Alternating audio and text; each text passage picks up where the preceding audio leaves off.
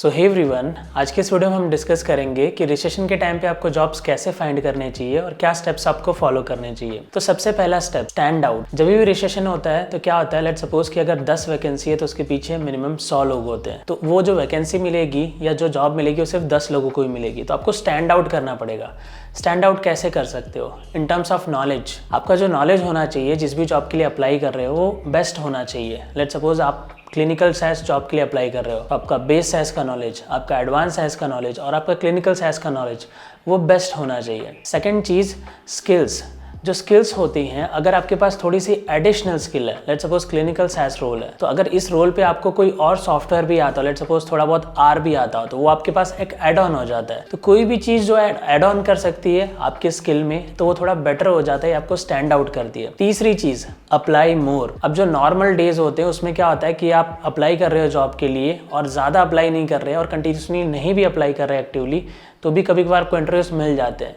लेकिन जब भी ऐसा टाइम होता है कि मार्केट डाउन है या रिसेशन है, तो उस टाइम पे आपको एक्टिवली जॉब के लिए अप्लाई करना पड़ता है। आपके जो नंबर्स होते हैं, अटेम्प्ट्स होते हैं, वो ज़्यादा होने चाहिए compare to normal days. Second step जो आपको करना है, डोंट फॉलो योर कलीग्स। जो आपके जो टीममेट्स हो गए या लेट सपोज आप एक ग्रुप में सीख रहे हो, आप 10-20 लोगों को जानते हो, तो अगर उनको जॉब में नहीं मिल रहा तो आपको ऐसा लग रहा है कि उन्हें नहीं मिल रहा तो इसलिए मुझे भी नहीं मिल रहा, मार्केट डाउन चल रहा है, तो आप क्या करने लगते हो? कंपेयर करने लगते हो। देखो, हमेशा ऐसा होगा कि कुछ लोगों को जॉब मिलेगी और कुछ लोगों को जॉब नहीं मिलेगी एक पर्टिकुलर टाइम पे। उसका रीज़न यही है कि अगर 10 वैकेंसी है तो उसके पीछे टोटल 100 लोग हैं, बट जॉब तो 10 लोगों को ही मिलेगी। तो क्या होता है, आप दूसरों को देख के डीमोटिवेट हो जाते हो या उनसे कंपेयर करने लगते हो और अपने इफर्ट्स उन तक ही लिमिट करते हो। आपको लगता है उनको भी नहीं मिल रहा तो ठीक है, मुझे भी नहीं मिल रहा। तो आपको हमेशा मोटिवेटेड रहना चाहिए। आपको फील करना चाहिए कि मुझे ये जॉब मेरे लिए क्रैक करनी है, ना कि सबके लिए। मैं जो करूंगा उसका पॉजिटिव इंपैक्ट मुझ पे पड़ेगा। तो आप कभी भी कंपेयर मत करना लिंक्डइन पे जाके कि मार्केट में क्या चल रहा है, न्यूज़ में क्या आ रहा है, यूट्यूबर्स क्या वीडियो बना रहे हैं। आपको फोकस्ड होना चाहिए। आपको ये ध्यान में रखना है आपने सीखा किस लिए, उस जॉब को लेने के लिए, राइट?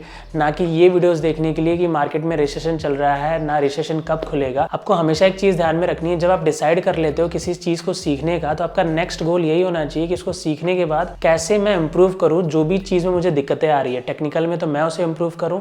अगर जॉब अप्लाई करने में दिक्कत आ रही है या नहीं हो रहा, तो कैसे मैं उसे इंप्रूव करूँ और जॉब कर लूँ।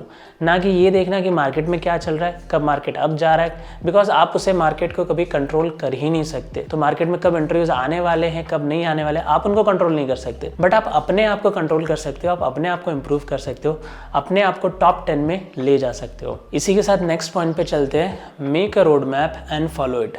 देखो, बहुत लोग क्या होता है, उनको कोई डिसाइड ही नहीं रहता है कि मतलब मुझे कितने टाइम में सीखना है और कितने टाइम में जॉब लेनी है। देखो, जो आपके ट्रेनिंग का टाइम होता है वो फिक्स होता है अगर आप किसी ट्रेनिंग इंस्टीट्यूट से कर रहे होगे। जो प्लेसमेंट का टाइम होता है वो भी अराउंड ऑलमोस्ट फिक्स होता है कि आपको 6 मंथ्स तो या 4 मंथ्स तो टाइम लग ही जाएगा जब आपने ट्रेनिंग कंप्लीट की है उसके बाद से। तो आपको एक टारगेट बनाना है कि मुझे कितने टाइम में ये जॉब को क्रैक करनी है। तो आपका ट्रेनिंग का टाइम तो फिक्स होगा, प्लेसमेंट का टाइम होता है वो वेराई करता है। तो आप अपने लिए एक रैंडम या कैलकुलेटेड चूज करो कि इतने महीने में, 4 महीने में, या करंट मार्केट जो चल रहा है उस हिसाब से 5 महीने में मैं जॉब को क्रैक करूंगा। तो हर महीने जो आपके इफर्ट्स होंगे वो आपके बेटर होने चाहिए।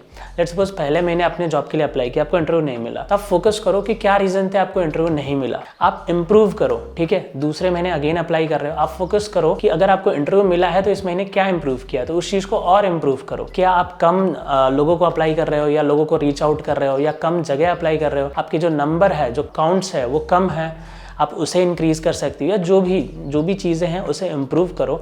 यानी हर महीने आपके इफर्ट्स बेटर होने चाहिए। अगर आपके पहले महीने भी इफर्ट सेम है, दूसरे महीने भी सेम है, तीसरे महीने भी सेम है, तो मान के चलो या तो उस वक्त वैकेंसी नहीं है उन 2-3 महीनों में, या तो आपका तरीका जो है वो क्रेडिबल नहीं है, या तो अच्छा तरीका नहीं है। तो उसे इम्प्रूव करो, उसे बेटर करो, तो उससे आपके चांसेस बढ़ जाएंगे, ठीक है?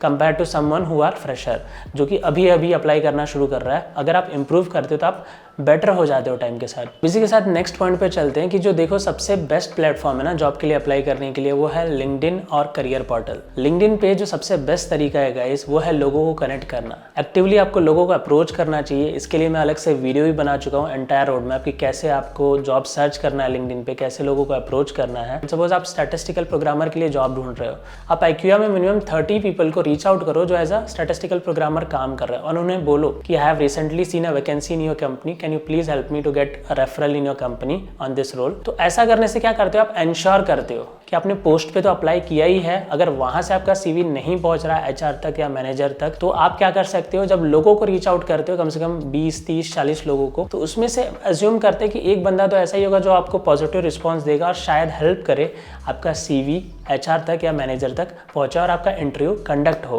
तो ऐसे बहुत सारे तरीके होते हैं, एक तरीका मैंने आपको अभी शेयर किया है। और इसी के साथ एक दूसरा बेस्ट तरीका होता है, करियर पोर्टल पे भी अप्लाई कर सकते हो, ठीक है। जो कंपनीज के करियर पोर्टल होते हैं, आजकल हम ज़्यादा एक्टिवली उन पे नहीं जाते, बट अगर आपको करियर पोर्टल पे आपको ईमेल ID मिल रही है या जो भी इन्फॉर्मेशन मिल रही है, वहाँ से रीच आउट करने का ट्राई करो, शायद आपको वहाँ से भी रिस्पॉन्सेस आने के चांसेस है। अब इसी के साथ हम लास्ट पॉइंट पे चलते हैं।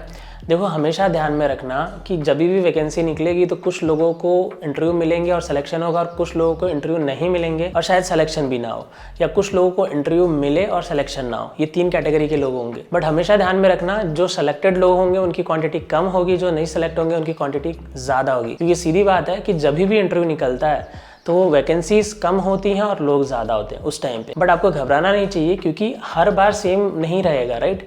वो जो 10 वैकेंसी निकली है तो 10 वैकेंसी पूरे साल तक नहीं रहेगी, हर कुछ महीने में वैकेंसीज निकलती है। फ्रेशर ज्वाइन करते हैं, कंपनी उन्हें ट्रेन करती है, फिर वो फ्रेशर्स प्रमोट होते हैं नेक्स्ट रोल पे, अगेन फ्रेशर्स को हायर किया जाता है। तो कंपनीज एक्टिवली हर 2, 3, 4 महीने में फ्रेशर्स को रिक्रूट करती रहती हैं। लेट्स सपोज कि अभी इंटरव्यू निकला, आपको नहीं मिला, तो आपको घबराने की जरूरत नहीं, क्योंकि वैसे भी कंपलसरी नहीं है कि आपको इंटरव्यू मिले ही मिले और आप इंटरव्यू क्रैक कर दो। तो आपको पहली बार में नहीं मिला तो आपको दूसरी बार में मिलेगा, आपको दूसरी बार में नहीं मिला तो तीसरी बार में मिलेगा, तीसरी बार भी नहीं हुआ तो चौथी बार में तो जरूर ही मिलेगा। अब इन सबके चक्कर में क्या होता है, आपका टाइम बढ़ता जाता है। अगर आपने कोई ऐसी इंस्टीट्यूट ज्वाइन की है जहाँ पे आपको बोला गया था कि हम आपको प्लेसमेंट भी दे देंगे और इतने महीने में तो प्लेसमेंट भी हो जाएगा 4 महीने में, तो फिर आपका पेशेंस साथ छोड़ देता है। क्यों? क्योंकि आप ये सोचते हो कि मुझे तो इतने महीने में प्लेसमेंट मिलना चाहिए था। अब आपकी इंस्टीट्यूट मोस्ट प्रॉब्ली प्लेसमेंट दे नहीं सकती, ये रियलिटी है। मैं बिना जाने बोल देता हूँ, मोस्ट प्रॉब्ली जितनी भी इंस्टीट्यूट है वो सारे कैंडिडेट को प्लेसमेंट दे ही नहीं सकती, क्योंकि उतनी वैकेंसीज ही नहीं होती है। सीधी सी बात है, उस वक्त नहीं मिलेगा आपको। लेट्स सपोज आपने अभी पढ़ाई पूरी की तो शायद कुछ लोगों को मिलेगा, कुछ लोगों को नहीं मिलेगा। बट आपको हमेशा ध्यान में रखना है, इस बार नहीं तो दूसरी बार, दूसरी बार नहीं तो तीसरी बार, तीसरी बार नहीं तो चौथी बार।